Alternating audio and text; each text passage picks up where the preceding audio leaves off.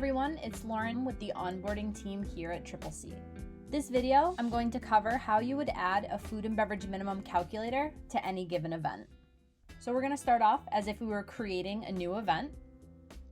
On the event details here, we see we have the option to add a food and beverage minimum when it applies. So we're going to put that as $6,000 for this event and then hit save.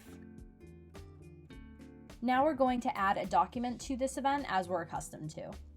Coming to Docs, we'll click Add a Document to this event and choose the Contract and Event Order template. We're going to add some line items to this event from our pick list so that we can quickly have some charges added.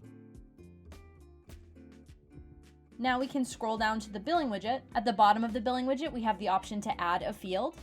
So I'm going to add the food and beverage minimum calculator to this event.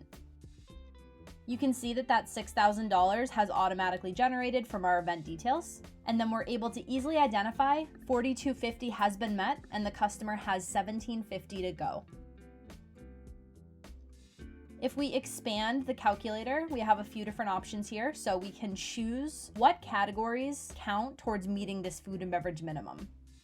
Maybe it's only food and beverage, but for some of you, maybe you also apply room rental costs and audiovisual costs towards the customer meeting that minimum.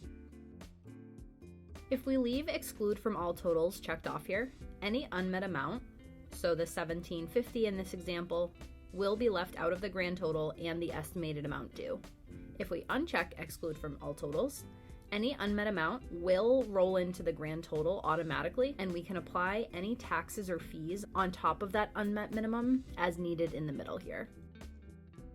Rolling the unmet minimum into all totals is helpful as you won't need to go back and charge the customer at the end of the event when they haven't met their minimum.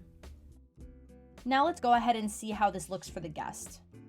I'm going to click Save on my document, and then I'm going to click into any of the layouts that has a billing widget on it to see how that looks for the customer. So let's just go into the contract, and you can see here it's clearly laid out for the guest, highlighted in peach, that their minimum is $6,000, this is what they've met, and this is what they have to go to meet the minimum.